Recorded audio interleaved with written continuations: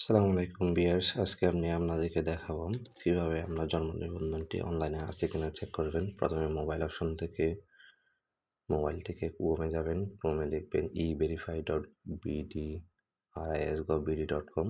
এই 3 dot option থেকে আপনি আপনার মোবাইলটাকে ডেস্কটপ মোড করে নেবেন। ডেস্কটপ মোড করে দিলে আমি আপনাদেরকে জুম করে দেখাচ্ছি। একটু প্রথমে যে ওয়েবসাইটটা আসবে ওই ওয়েবসাইটে ক্লিক করবেন। সবকিছুই আপনার ডেস্কটপের মতো দেখাবে। আমি আপনাদের সুবিধার্থে ডেস্কটপে নিয়ে যাচ্ছি।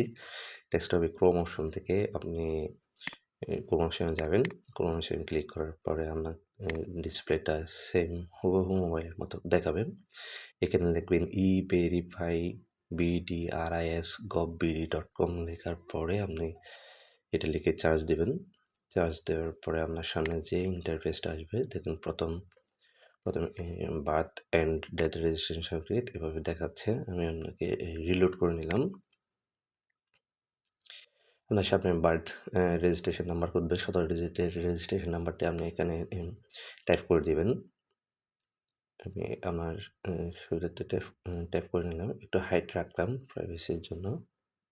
আর ডেট অফ বার্থ লেখা আছে। ডেট অফ বার্থটা সঠিকভাবে লিখে দিবেন। এখানে ফরম্যাট দেয়া আছে। ইয়ার, মান্থ, ডেট লিখে দিবেন। ইয়ার, মান্থ, ডেট। ওকে? লেখার পরে আপনার ভেরিফাইয়ের জন্য ভেরিফাই চাইবে। যোগফলটা আপনি এখানে বসায় দিবেন। যোগফল বা বিয়োগফল যেকোনো একটা থাকতে পারে। দেন বসানোর পর আপনি সার্চ বাটনে ক্লিক করবেন। সার্চ বাটনে ক্লিক করার পরে আপনার সামনে একটা জন্ম নিবন্ধন কপি এভাবে দেখাবে।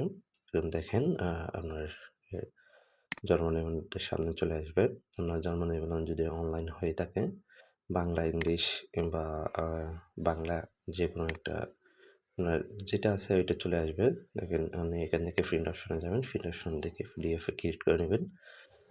আপনি পরবর্তীতে যাতে ব্যবহার করতে পারেন সেভ এস পিডিএফ এ সেভ করতে পারেন।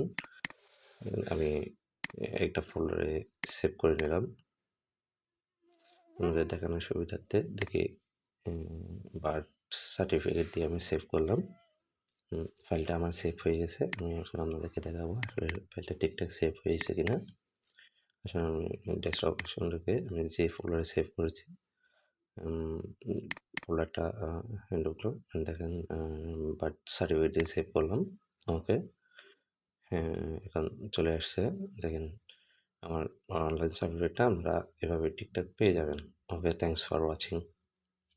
ধন্যবাদ।